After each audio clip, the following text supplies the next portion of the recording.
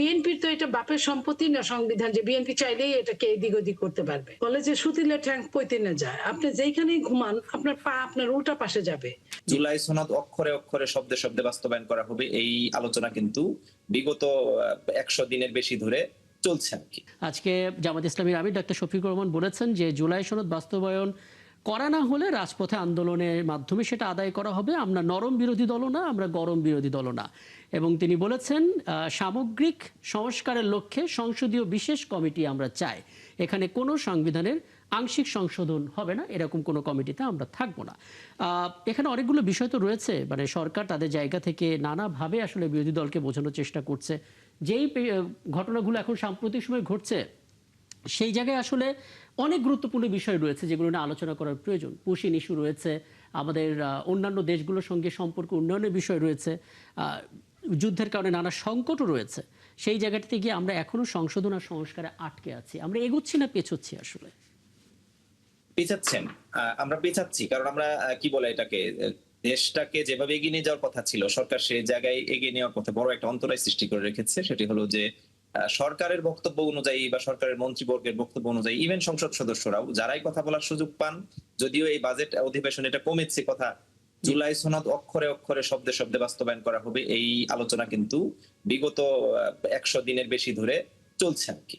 কিন্তু আপনি যদি দেখেন যে এখন একটি 2026-27 বাজেট তৈরি হলো, সেই বাজেটে আমি বাজেট বক্তব্যেও আমার কথা সম্পর্ক বাজেটের বক্তব্যে আমি বলেছি এটা যে 2026-27 বাজেট প্রস্তাবিত যেটি আছে সেটিতে জুলাই সনদ সংশ্লিষ্ট শুধুমাত্র শহীদ আহত বঙ্গুত্ব বরণকারীদের ভাতা ছাড়া আর কি কি রয়েছে সেই বিষয়গুলো কি সরকারের পক্ষ থেকে স্পষ্ট করা দরকার ছিল না?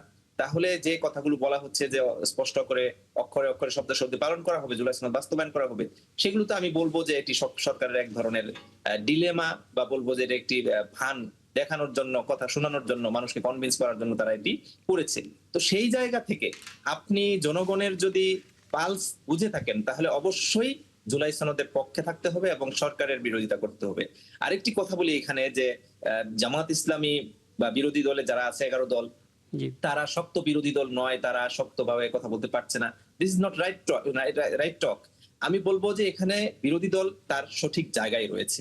বিরোধী দলের শক্ত অবস্থান হচ্ছে যে এখানে জনগণ যে ম্যান্ডেট দিয়েছে সেই ম্যান্ডেট বাস্তবায়ন না করলে জনগণই আবার তার দায় দায়িত্ব ফিরিয়ে নেবে। যেমনি ভাবে তারা সরকারকে ক্ষমতায় এনেছে, ঠিক তেমনি ভাবে কিন্তু গণভোটের রায় দিয়েছে মানুষ প্রায় 70%। সেই 70% মানুষের রায়কে আপনি শুধুমাত্র একটি সিদ্ধান্ত কি বলেছেনই, মাননীয় স্বরাষ্ট্রমন্ত্রী যে ভাষায় বলেছেন যে তিনি এটি মেনেই নিয়েছেন হলো যে ম্যানেজ করার জন্য, নির্বাচনটাকে ত্বরান্বিত করার জন্য। এটা তো আমাদের জাতি সত্তার সাথে একটি বড় ধরনের প্রতারণা। আমরা সেই প্রতারণার এগেইনস্টে বলেছি যে এখনো সুযোগ আছে সরকারের পক্ষে সংস্কার পরিষদের শপথ নেওয়া।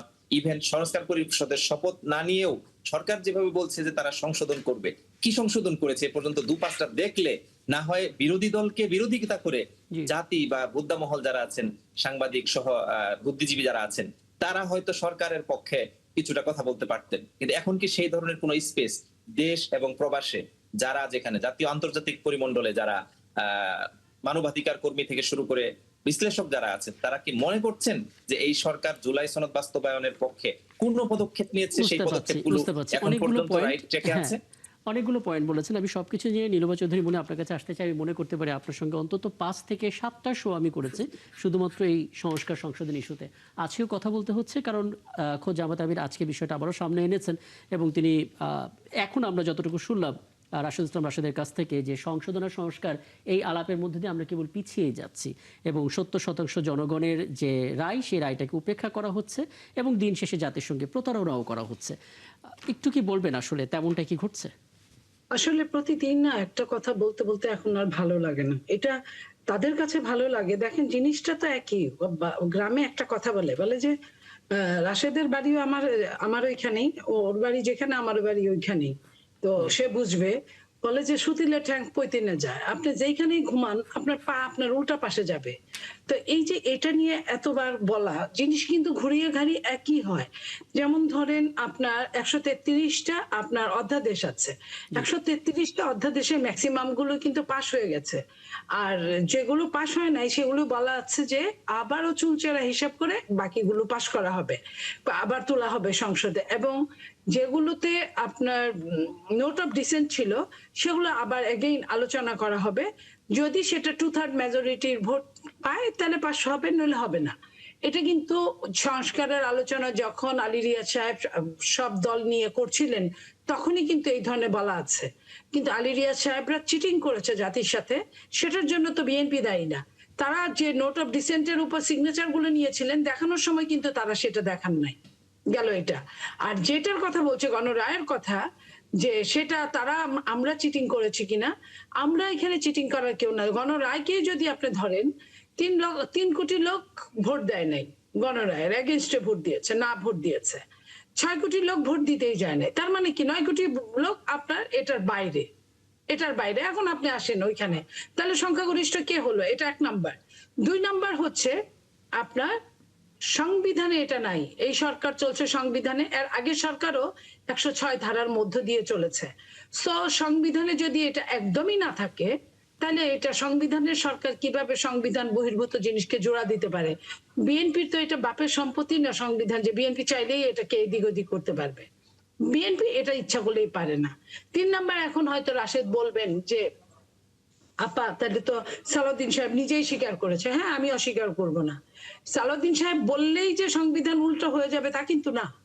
সালাউদ্দিন সাহেব বলেছে আমরা ওই মুহূর্তে কিছু বলিনি, হ্যাঁ আমরা এটা বলেছি ওই মুহূর্তে, কারণ ইলেকশনটা আমাদের খুব জরুরি ছিল জাতির জন্য, আমাদের নিজেদের জন্য জরুরি ছিল না, এটা এই জাতির জন্য, এই দেশের জন্য জরুরি ছিল। সেই দেশের নির্বাচনের জন্য কি রাজনীতিবিদ, কি সাধারণ মানুষ, কি সাংবাদিক, কি পেশাজীবী, প্রত্যেকেই কিন্তু এই কথাটা বলবে। একমাত্র সেই দিনকার যারা সরকার চালাতো আজকের বিরোধী দল তারা ছাড়া। তো এই যে তারা ছাড়া বলছে, তো এখন ওই মুহূর্তে যেটা বলছে বলার পরে তারা বিশ্বাস করলো কেন? কাগজপত্র চুলচেরা হিসাব না করে তো তারা বিশ্বাস করতে পারে না। তো তারা বিশ্বাস করেছে, এটা তাদের তাদের প্রবলেম রাজনীতিতে। মানে এবং কৌশলটা তারা ধরতে পারেনি, ব্যাপারটা এরকম। না, কৌশলটা কি? প্রথমে কিন্তু সবকিছুর কিন্তু একটা হিংস দেওয়া আছে। জি। এই যে আমাদের কি বলে যে ওই নোট অফ ডিসেন্ট কে ভায়োলেট করে তারা অন্যটা ঘোষণা করেছে, বিএনপি সেটার প্রতিবাদ করেছে। 4টা প্রশ্নের একটা উত্তর, 4টা প্রশ্নের কি ভাই একটা উত্তর হয়? তাও যদি প্রশ্ন এরকম কঠিন জটিল একটা প্রশ্ন হয়, এরকম 4টা প্রশ্ন, 4টা প্রশ্ন হচ্ছে একই সাথে সাংঘর্ষিক, কেউই 4টা প্রশ্নের একরকম জবাব দিতে পারবে না। কি জামাত, কি বিএনপি, তাহলে কেউই যে না। 70% মানুষ হা ভোটে ভোট দিল, এটা কি বেশিরভাগই বুঝতে পারেনি? আপনি 70% কোথায় পেলেন? বাংলাদেশের মানুষ কি তাহলে 50 কোটি? আপনাকে তো আমি বললামই 6 কোটি মানুষ ভোট দিতে যায় নাই, নাম্বার 1। আপা এরকম বললে হবে না। রাশিদুল ইসলাম রাশিদ, আপনি এই রেফারেন্সটা দিয়েছে 3 কোটি লোক, আপনি এটা হিসাব করেন। জি, রাশিদুল ইসলাম রাশিদ 70% তাহলে আমরা না কিভাবে না না পাচ্ছি? না, এখানে শুনেন, আপার কথাগুলো শুনতে ভালো লাগে। আপা সবসময় খুবই মিষ্টি মিষ্টি করে কথা বলেন, কিন্তু আসলে বাস্তবতা হচ্ছে যে অধ্যাদেশ যেগুলো ল্যাপস করে দেওয়া হয়েছে, জি। প্রথমত হচ্ছে সেগুলো বলেছেন যে আবার পুনরায় অধিকতর বিবেচনা, অধিকতর মূল্যায়ন করে করা হবে আর কি। এই অধিকতর করার জন্য কোনো পদক্ষেপ এখন পর্যন্ত দেখেছে কিনা? করার শপথ চেষ্টা- একসাথে নিলে, স্বাধীন মালিক বলেছেন, তানিয়া আমিররা বলেছেন যে একই দিনে 2টা শপথ নিলে একটা শপথ ভঙ্গ হয়ে যায়। তার মানে কি প্রথম শপথটা তাহলে তাদের ভঙ্গ হয়ে গেছে? তাহলে আপা, প্রথম শপথ ভঙ্গ হয়ে গেলে তারা মাননীয় সংসদ সদস্য হয় কিভাবে? ছিলাম বলে শেষ করি আর কি। বিএনপি কিছু বলে নাই, গণতন্ত্রের স্বার্থে বিএনপি কিছু বলে নাই। না না, কেন বলবে না? বিএনপি যদি এত দায়িত্বশীল হয় বিএনপি, তাহলে বিএনপি সেই সময় বিরোধী দল হতে যাচ্ছে যে 11 দল, সেই দলকে সতর্ক করবে যে আপনারা বিরোধী দল হিসেবে আমাদের পক্ষ থেকে আমরা। এটা তো মুহূর্তের মধ্যে আপনার না না না না না, এখানে আয়োজন করে এত কিছু করা হচ্ছে। শপথ নেওয়া হয়েছে, শপথ নিতে কয় মিনিট লাগে ভাই? না, না, শপথ নিতে 1 থেকে 1.5 মিনিট না, লাগে। না, না, আপা, একটু বিষয়টা ইনফো যদি বলি কথাটা শুনে আমি রাশিদুল ইসলাম রাশিদ আপনার কাছে আসবো। দায়িত্বশীল হয়ে থাকেন, হ্যাঁ। তাহলে আমি বলে শেষ করি আগে আর কি। আচ্ছা, আপনারা যদি আপনি এত খুব সংক্ষেপে শেষ দায়িত্বশীল হয়ে করতেন। জি থাকেন, জি। আপনারা যদি এত দায়িত্বশীল হয়ে থাকেন তাহলে আমাদেরকে সতর্ক করবেন। আপনারা তো দায়িত্বশীলতার জায়গাটা তখনই নষ্ট করে দিয়েছেন যখন বলেছেন যে নির্বাচনে যাওয়ার জন্য শুধুমাত্র কোনটা গণভোটটাকে সতর্ক মেনে করার কথা নিয়েছেন। বলছেন? কোনটা সতর্ক করার কথা বলছেন? না, এখানে বিরোধী দল 11 দল বিরোধী দল হিসেবে যাওয়ার আগে জি। তারা দুটি শপথ নিয়েছে, সেই শপথটি যদি ভুলই হয়ে থাকবে আর বিএনপি যদি আরো দায়িত্বশীল হয়ে থাকবে, তাহলে দায়িত্বশীল হিসেবে তারা দায়িত্বশীলতার জায়গা থেকে জামাতকে বা এই 11 যে এই দলকে সতর্ক তথ্যটা করলো না যে কেন? একদিনে দুটো শপথ নিলে একটা যেহেতু একসেপ্ট বাতিল হয়ে যাবে, মানে এই তথ্যগুলো এটা তো একেবারে বুকিশ তথ্য, এটা তো ইনফরমেশন এটা আছে। এটা এটা ওটাই কি তো বলছি। জানা- জি আমি আমি আমি আবার বলছি আর কি, যে এখানে সেটেলড ইস্যুগুলো পুনরায় নিয়ে এসে আপনি সংখ্যাগরিষ্ঠতার দোহাই দিয়ে যা ইচ্ছা তা করবেন, এটা জনগণ মেনে নেবে না। এটাকে আপনাকে খেয়াল করতে হবে যে আপনি কেন 33টি আচ্ছা, দলের আমি এই মধ্যে জায়গায় একটি শামসুল wrong লিটনের concept-কে কাছে একটু সাক্ষ্য করলেন। কথা বলে আসি, কারণ শামসুল লিটন উনি সিনিয়র সাংবাদিক বটে, কিন্তু আমি জানি উনি একজন সলিসিটরও। আপনার কাছে একটা বিষয় একটু জানি, মানে সাদা চোখে বলবেন, আমরা ফেসবুকের কমেন্ট সেকশনে মানুষের পারসেপশন বোঝার চেষ্টা করি। আমরা দেখতে পাচ্ছি জুলাই অভ্যুত্থানে যারা সামনের সারিতে ছিলেন ওই সময়ে যে পরিমাণ রেসপন্সগুলো পজিটিভ আসতো, এখন এরকমই একজন ফ্রন্ট লাইনার জুলাই যোদ্ধা, তার স্ট্যাটাসে অনেক হাহারি একটা আসে। মানুষের মধ্যে অনেক ধরন বদলেছে। জুলাই শরৎ নিয়ে যেই সময় যে ইমোশন, যে আবেগ কাজ করতো, প্রেক্ষাপটটা যে পর্যায়ে গেছে এবং রাজনীতির যে ব্যক্তিত্বগুলো, এমনকি তরুণ প্রজন্মের রাজনীতি যাদের উপর আমরা ভরসা করেছিলাম, তাদের ক্ষেত্রে অভিযোগগুলো বিভিন্ন সময় আসতে আসতে আপনার মনে হয় কিনা যে এখন এই মুহূর্তে নির্বাচন হলে অবশ্যই হা ভোট জিততো বা কিছুটা শতাংশ কমতো? আগে এই কমন প্রশ্ন সাধারণ মানুষের আপনার পারসেপশন জানতে চাই, তারপর আমরা আলাপে যাবো। জি না, ঠিক আছে। এখানে যেহেতু এই ব্যাপারটা নিয়ে ডিবেট হচ্ছে সরকারি দল এবং বিরোধী দলের মধ্যে, জি এই ডিবেটটা দেখুন, ডেমোক্রেসিতে ডিবেট যদি না থাকে তাহলে আর ডেমোক্রেসি একদম একদম। অর্থহীন, ডেমোক্রেসি অর্থহীন। আর এখানে সংখ্যা তত্ত্ব দিয়ে ডেমোক্রেসির বিচারটি চলে কিনা সেটা আমরা সবাই জানি। সুতরাং এখানে যে কথাটি এসছে, এবং রাশেদ সাহেব খুব ক্লিয়ারলি বলেছেন যে এই যে জুলাই পক্ষে থাকবে নাকি জুলাইয়ের বিরোধী, অর্থাৎ বিরোধী দল জুলাই সনদের ব্যাপারটি নিয়ে যে স্ট্যান্ডটি নিয়েছে সেটা কিন্তু খুবই স্পষ্ট, এবং এই অধিকার বিরোধী দলের আছে। এবং পার্লামেন্টে এটা নিয়ে যে আজকে বিরোধী দলের নেতা যেটা বললেন যে গরম এবং নরমের প্রশ্ন, বিরোধী দলের সক্রিয় অংশগ্রহণ ছাড়া পার্লামেন্টারি ডেমোক্রেসি যেহেতু অর্থহীন হয়, এখানে এই বিতর্কটিকে অ্যাড্রেস করাটা মানুষ অবশ্যই দেখতে চাইবে। এবং পার্লামেন্ট এই ব্যাপারে প্রয়োজনে, মানে এখানে আমি যেহেতু সলিসিটর এবং আমি ওয়েস্টমিনিস্টারের ডেমোক্রেসির এনভায়রনমেন্টে গত 22 বছর আছি, যেখানে আজকের প্রধানমন্ত্রী তিনি 17 বছর ছিলেন, তিনি ওয়েস্টমিনিস্টার ডেমোক্রেসির যে হার্শ চেহারা আমরা চিন্তাও করতে পারি না। আমাদের পার্লামেন্টে ওই ধরনের নেগেটিভ, আমি গালাগালি শব্দটা ইউজ করতে চাই ইচ্ছাকৃতভাবে, করা হয় না। আমাদের যা করা হয় তাতে আমরা খুব ক্ষুব্ধ হই, কিন্তু এর চেয়ে 10 টাইমস কিন্তু সুললিত ভাষায়, মানে এর মধ্যে ল্যাঙ্গুয়েজটিক একটা ব্যাপার আছে আর কি। আপনি ল্যাঙ্গুয়েজ দিয়ে কিন্তু আপনি গালি দিতে হবে না, কিন্তু ক্রিটিসিজম যদি রাইট ওয়েতে করতে পারেন, তাহলে 2 এমপিকে আপনি 2 প্রশ্ন করলে দেখা যাবে যে 1 ঘন্টা করে ওনারা উত্তর দিবেন। এরকম অনেক শব্দমালা আছে। তো এই জন্য ডেমোক্রেসির যে এই যে চরম বিতর্ক, এইটা পার্লামেন্টে, আমি একদম কনক্লুসিভ কথাটা হচ্ছে যে পার্লামেন্ট যদি সরব থাকে, পার্লামেন্ট যদি গরম থাকে, তাহলে রাজপথ থাকবে ঠান্ডা। আর পার্লামেন্ট যদি নরম থাকে, খুব বেশি পরিমাণে আপনি নাতিশীতোষ্ণ অবস্থায় থাকে, তাহলে অবশ্যই রাস্তা গরম হতে পারে। কারণ এখানে জুলাই সনদটি কিন্তু দুটোই উত্তপ্ত হতে না, এই যে পরিবর্তনের ভিত্তি কিন্তু জুলাই, এটা নিয়ে আমি সরকারি দল এবং বিরোধী দলের মধ্যে কোনো দ্বিমত দেখিনি। আমি নীলুফা চৌধুরী মনির কথা শুধু বলবো না, ওনার মতো যারা রাজনীতিবিদ আছেন প্রত্যেকে একটা কমন কথা বলেন যে এবার যে প্রশ্নগুলো দেওয়া হয়েছিল 4টা প্রশ্নের একটা উত্তর আপনাকে দিতে হবে। প্রশ্নগুলো মানুষ বুঝবে কিনা, কারণ আপনি ভোট দেওয়ার জন্য যে লাইনে দাঁড়িয়েছেন, আপনার আশপাশে যারা দাঁড়িয়েছে, আপনার মনে হয়েছে যে তারা ওই 4টা প্রশ্ন বুঝেছে, বুঝেই হাঁটা দিয়েছে, নাকি তাদের মাথায় এটা আছে যে হাত দিলে পরিবর্তন হবে, না দিলে পরিবর্তন থাকবে না আগের মতো? না, এখানে একটা প্রশ্ন একটু যোগ করে দিতে চাই। হ্যাঁ প্লিজ একটু। বিগত গণভোটগুলোতে যেভাবে প্রশ্ন করা হয়েছে সেই প্রশ্নগুলো একটু সামনে রাখেন। আচ্ছা জি, আচ্ছা ফাইন। এইটা কিন্তু এই যে ডিবেটটা চলছে, জি এই ডিবেটটা খুবই স্বাস্থ্যকর গণতন্ত্রের জন্য।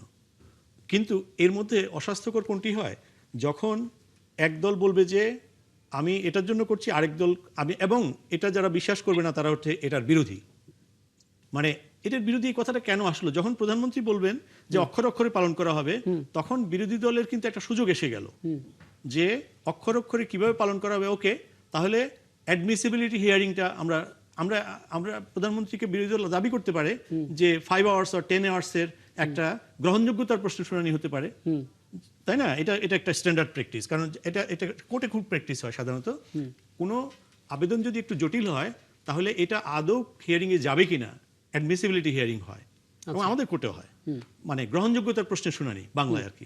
তো এটা কিন্তু পার্লামেন্টে আলোচনা হতে পারে 5-10 ঘন্টা। এখন কথা হচ্ছে যে এটা দাড়ি কমা নিয়ে যে ডিবেট চলছে, আমি এই দর্শকদেরকে এবং আমাদের এমপি মহোদয়কে ওনাদেরকে স্মরণ করে দিতে চাই, 2 মহাসচিবের 2006 সালের আলোচনাটা খেয়াল করে দেখুন তো। তত্ত্বাবধায়ক সরকার নিয়ে যখন চরম অচলাবস্থা হলো এবং 2006 সালে জলিল সাহেব এবং আব্দুল মান্নান ভূঁইয়া সাহেব দীর্ঘদিন আলোচনা করলেন এবং শেষ পর্যন্ত সমঝোতা হলো না। ফলাফল কি হলো? ফলাফল হলো 111। রাজনীতিকরা যদি সমঝোতার মাধ্যমে সমঝোতার মানে কি? সমঝোতার মানে কি বিরোধী দলের সব দাবি মেনে নেওয়া? না, বিরোধী দল এর মধ্যে ব্যাপক জনমত তৈরি করবে এই আলোচনার মধ্যে, এন্ড পরবর্তী নির্বাচনে মানুষকে কনভিন্স করবে যে দেখো সরকার এটা করে নাই বললে এইটার পক্ষে আমাকে ম্যান্ডেট দাও। কিন্তু আমাদের দেশে সরকার আর বিরোধী দলের সরকার ডিসাইসিভ কথা বলে, আর বিরোধী দল এটাকে গণবিরোধী বলে তাৎক্ষণিকভাবে এটাকে, তাহলে এজেন্ডা কি হবে নির্বাচনে? সবাই যদি একমত হয় তাহলে তো বাকশাল হবে।